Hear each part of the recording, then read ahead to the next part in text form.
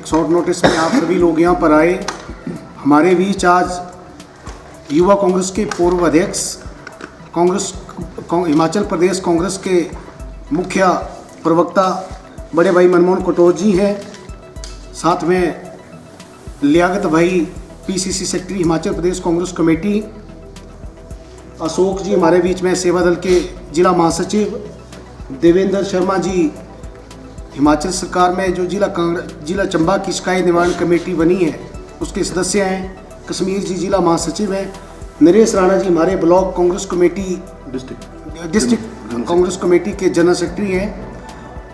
आप सभी के बीच में बड़े भाई मनमोहन कटोच जी आज प्रेस वार्ता को संबोधित करेंगे। मैं निवेदन करता हूं कि मनमोहन कटोच जी अपनी बात विस्तृत से रखें। धन्यवादी हूँ कि लंबे समय बाद, लगभग 11 साल बाद आप लोगों से मिलने का मौका मिला। और सुजीत ने जिस तरह से आपसे मिलवाया, मैक्सिमम लोग पुराने भी यहाँ बैठे हुए हैं और नए लोग भी हैं। और लियाकत जी मेरे साथ जनरल सेक्रेटरी थे, सुजीत भी NSU युवा कांग्रेस के एक मुहिम से निकल के यहाँ पहुँचा, लियाकत जी भी पहुँचे और मैं भी NSU युवा कांग्रेस से निकल के आज कांग्रेस की मुख्य धारा में काम कर रहा हूँ। चंबा की कांग्रेस को हमेशा अपना साथी सहयोगी समझा है और चंबा के लोगों से हमेशा प्यार है। आप एक शॉर्ट नोटिस पे आए, उसके लिए भी आपका धन्यवादी रहूँगा। आज की जो पत्रकार वार्ता है, जिस तरह से पूरे हिंदुस्तान का माहौल बना हुआ है, लालच, अहंकार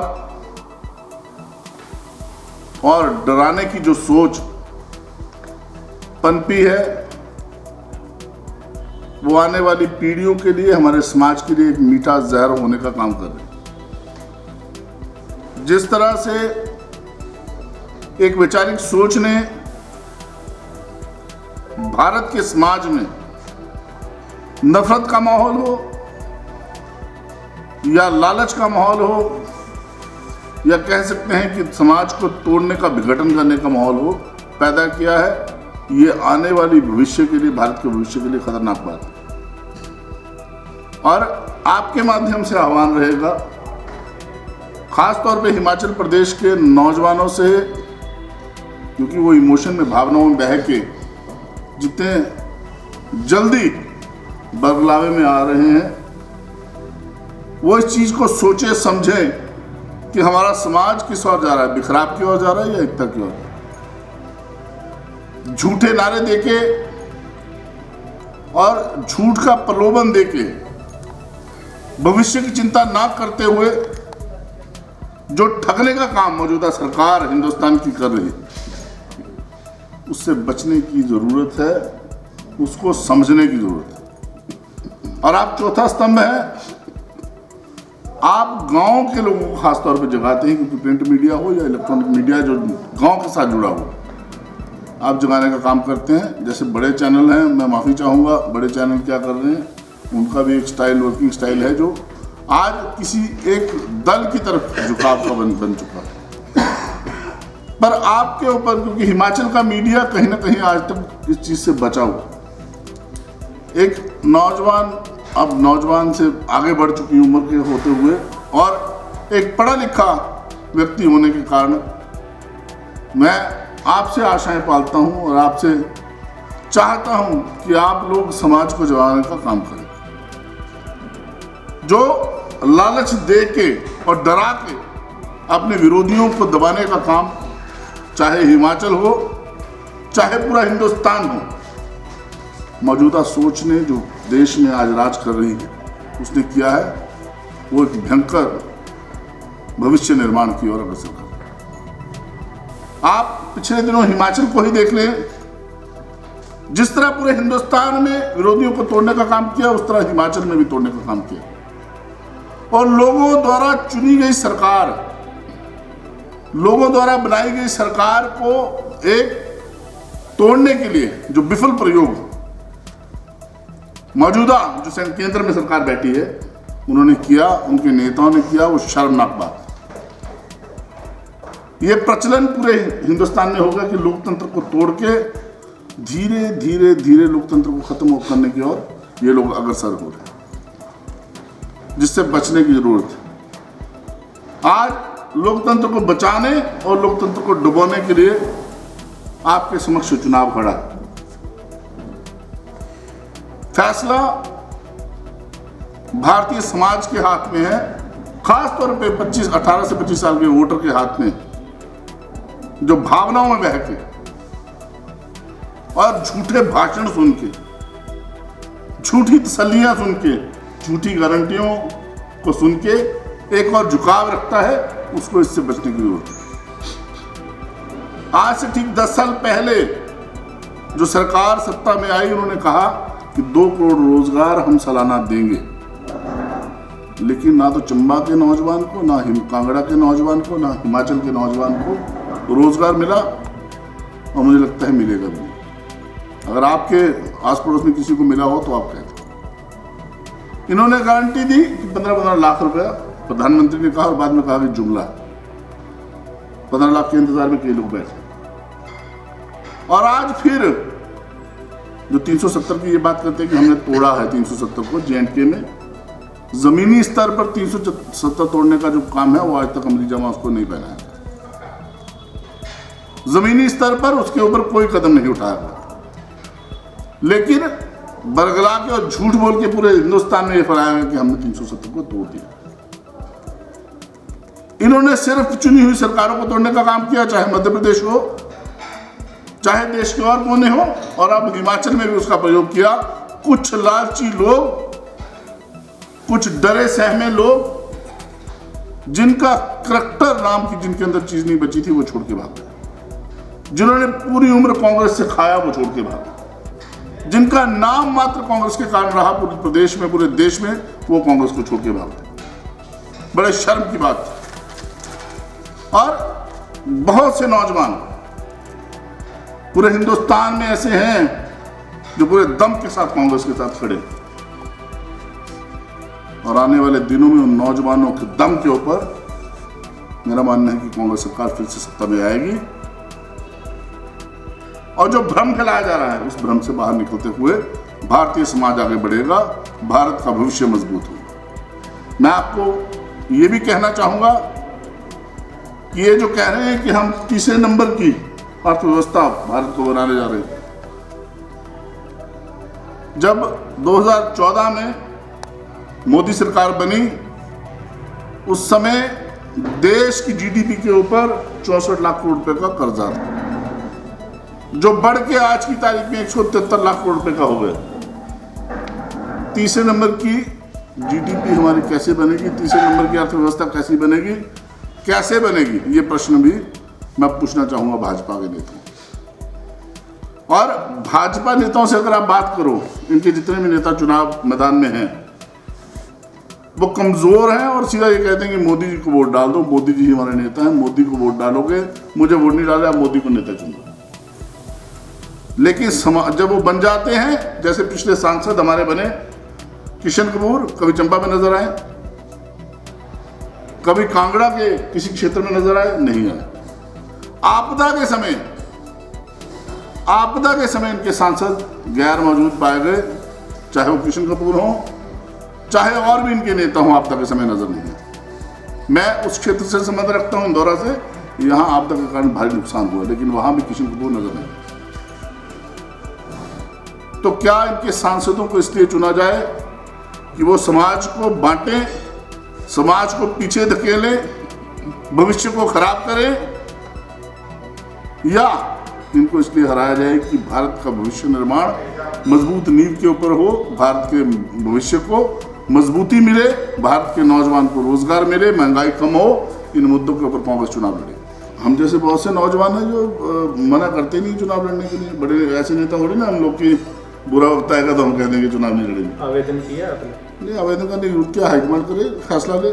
आपके सहप्रभारी ने कटोच साहब एक चीज, तो क्या मानते हैं आप इसको, किस दृष्टि से? सहप्रभारी क्या? बिट्टू जो है आपके सहप्रभारी हिमाचल कांग्रेस। भैया पूरे देश के कई सहप्रभारी भागे हैं, छोड़ के भागे हैं। भागता वही है जो डरता है। और डर के भागने वालों की बात भी क्या करनी, उनके बारे में कोई चर्चा होनी भी नहीं चाहिए। क्या कारण है इतनी नींव कच्ची है कांग्रेस? देखिए, नींव कभी भी कच्ची नहीं होती है। अगर आप पास्ट में जाएं, आप पीछे देखें तो भाजपा भी कभी 2 सीटों पे होती थी लोकसभा में। धीरे धीरे मेहनत करके वो आगे बढ़े, आज सत्ता में है। अच्छा और बुरा दौर चलता है, हर व्यक्ति का भी चलता है, हर संगठन का भी चलता है, हर घर का भी चलता है। बुरे दौर में कई लोग भाग जाते हैं छोड़ के। बुरे दौर में वो देखते नहीं कि हमें नेम फेम और समाज में हमारा अगर कोई नाम है तो वो इस घर के कारण है, मेरे पिता के कारण है या मेरे संगठन के कारण है। वो बस यही देखते हैं कि मुझे कहाँ फायदा हो रहा है। तो ऐसे लोगों के बारे में चर्चा भी क्या करें? इसका नुकसान नहीं होगा क्या कांग्रेस को? कोई नुकसान नहीं है। कमजोर लोग भागेंगे तो कोई नुकसान नहीं है। प्रत्याशियों को घोषित करने में इतनी देरी क्यों हो रही है? जल्दी, अभी 7 मई तक नॉमिनेशन होने, अभी इतनी जल्दी भी क्या पड़ी हुई है बीजेपी की तरह। पटेल साहब, एक इसमें एक चीज़ है, इसमें राहुल गांधी जी ने जब एक बार ये टैलेंट हंट के जरिए सारे मतलब चुने थे अपने, उसमें से एक मोती आप भी हैं। तो क्या कारण है कि यहाँ अब सरकार होते हुए उस वक्त तो आपको चुन लिया गया, अब ना आप और किसी भी अहदेदारों में, ना पार्टी के अहदेदारों में, ना सरकार में मैं क्या है? पहले तो धन्यवाद दूँ कि आपने मुझे मोती कहा, और वो भी राहुल गांधी द्वारा चुना हुआ। और मैं ये कहना चाहूँगा कि पूरे देश में काम करने का मौका मिल रहा है। ज़रूरी नहीं है कि सरकारों में कोई पद होना चाहिए। संगठन में आपका बोलबाला कितना है, संगठन आपको कितना मानता है, उसके ऊपर ज़्यादा काम करने की ज़रूरत है। आज की तारीख में बहुत से लोग सत्ता में भागीदारी ढूंढ रहे हैं, लेकिन बहुत कम लोग ऐसे बचे हैं जो समाज निर्माण की बात कर रहे हैं और संगठन निर्माण की बात कर रहे हैं। कांग्रेस के संगठन की जरूरत इस देश को है, इस देश की नींव को है। और कांग्रेस के संगठन को मजबूत रखना हम जैसे नौजवानों की जिम्मेवारी भी है। उस जिम्मेवारी को हम बखूबी निभा रहे हैं, पूरे देश में काम कर रहे हैं। ऐसा नहीं है, हिमाचल में भी समय समय पर काम करने का मौका मिलता है, लेकिन इस कांग्रेस के कारण पूरे देश में एक पहचान है। नौजवान तो कर रहे हैं इस काम को लेकर, आपने कहा कि नौजवान तो कर रहे हैं, युवा तो चल रहा है। पिछले विधानसभा इलेक्शन में राजीव शुक्ला जी ने जो इंचार्ज थे, उन्होंने तो ये कहा था कि युवाओं को इसमें जरूर शामिल किया जाएगा, मौका दिया जाएगा। ना निगम भंडारी आए, ना सुरजीत भरमौरी आए, ना आप आए, और मैं आपकी जानकारी के लिए बता दूं, सुरजीत ना यदुपति जी आए। मैं दोनों डायरेक्टर HRDC में, और मान सम्मान पूरा हो रहा है। ऐसे इसमें कोई कमी नहीं है, मान सम्मान। और जब जिसकी जरूरत जहाँ जहाँ होती है उसको वहाँ मौका मिलता है, उसको आगे बढ़ाया जाता है। और आपकी बात को थोड़ा मैं अपने मन की बात भी कह लूँ कि ज़रूरी भी है एक नई पीढ़ी, नया नेतृत्व देने की, सेकेंड लाइन ऑफ लीडरशिप तैयार करने की ज़रूरत हर संगठन को रहती है। और अपने हम प्लेटफॉर्म पे, विभिन्न प्लेटफॉर्म के ऊपर ये बात उठाते रहते हैं कि सेकेंड लाइन ऑफ लीडरशिप की ज़रूरत है कांग्रेस पार्टी को। मजबूत सेकेंड लाइन ऑफ लीडरशिप हमें तैयार करनी चाहिए। देखिए भैया, मैं पहले भी शायद अभी भाई साहब को जवाब दे रहा था कि अच्छा और बुरा दौर हर व्यक्ति का भी आता है, हर संगठन का आता है, हर घर का भी आता है। बुरे दौर में वही भागते हैं जो लोग शायद हम पकड़ के जिनको ज़बरदस्ती अपना बनाने की कोशिश करते हैं। या आपने एक बात नोट की होगी, कांग्रेस को छोड़ के मैक्सिमम वो लोग भागे या तो बड़े घरों से संबंध रखते हैं या वो कांग्रेस पार्टी के संगठन से नहीं है। 6 लोग अगर हिमाचल में भागे तो 6 में आप अगर गौर फरमाएंगे तो ग्रेड वाले थे, उनका ऑर्गेनाइजेशन से कोई लेना देना नहीं था। राणा जी खुद बीजेपी की पृष्ठभूमि से राजनीति में आए थे। अगर सुधीर शर्मा की बात करूं तो उनके पिताजी राजनीति में थे, वो राजनीति में आए थे। इसी तरह से बाकी लोग भी अगर मैं कहूँ तो भुट्टो जी कांग्रेस से कोई लेना देना नहीं था, वो भाजपा के थे। तो एक लालच के तहत आए, लालच उनको वापस खींच के ले गया। ऐसे लोगों से समाज को बचने की जरूरत। लोकसभा के साथ साथ विधानसभा के जो 6 स्थानों पे उपचुनाव होने हैं उस पर कितना तैयार है? देखिए, पूरी तरह से तैयार है। और हिमाचल के लोग पढ़े लिखे समझदार लोग हैं। हिमाचल के लोग जानते हैं कि कौन सही कौन गलत है। और एक समाज से जुड़ा हुआ एक कण होने के नाते मैं कहना चाहूँगा कि हमारे लोगों को समझना पड़ेगा। जिन 6 लोगों ने पार्टी छोड़ी है, मैं मीडिया के माध्यम से पहले भी कहा था कि मुझे अगर किसी का दुख है तो ID लखनपाल जी का दुख है, क्योंकि वो ऑर्गेनाइजेशन की पृष्ठभूमि से थे। वो अगर इनके बहकावे में गए हैं तो एक बंदे के जाने का दुख रहता है। लेकिन अगर 5 कहें तो 5 तो थे ही नहीं, मैं तो गिनता ही नहीं था कि हमारे हैं। उनको सुधीर शर्मा जी को क्या नहीं दिया कांग्रेस पार्टी ने, उनको राष्ट्रीय सचिव बनाया, उनको युवा कांग्रेस में राष्ट्रीय स्तर पर काम करने का मौका मिला, उनको प्रदेश स्तर पर युवा कांग्रेस में वो जनरल सेक्रेटरी रहे, उनको एमएलए का टिकट वहां से भी दिया और धर्मशाला से भी दिया, राष्ट्रीय स्तर पर उनका नाम रहा, मंत्री वो रहे और सबसे मजबूत मंत्री रहे राय साहब की कैबिनेट में। फिर वो छोड़ के भाग रहे हैं, उनको कौन सा दुख सता रहा था इतना? सही हम हमारी तरफ भी देखना चाहिए। 30 साल से हम लोग बैठे हैं, हम लोग नहीं बोले कि सत्ता में भागीदारी चाहिए, तो कम से कम कार्यकर्ताओं की भावनाओं का ध्यान रख के ही लोगों को कदम उठाने चाहिए। ये बड़ी खतरनाक बात है। आज कांग्रेस का समय नहीं है, बीजेपी का समय है, कल कांग्रेस का समय हो सकता है, तो भाजपा से भी छोड़ के कई लोग भागेंगे। तो ये हमारे समाज के लिए कोई अच्छी चीज थोड़ी ना है कि आज मैं पंजे के निशान पे वोट मांग रहा हूँ, कल मैं कमल के निशान पे मांगूंगा, परसों हाथी के निशान पे मांगूंगा, आप मुझे जिताते रहेंगे, मैं बोलूँगा मैं तो सर्वे सर्वा हूँ, राजा हूँ मैं, और मैं पागल हो जाऊंगा। जब पागल हो जाता है हाथी तो कुचलता है लोगों को। यही हमारे समाज के साथ हो रहा है।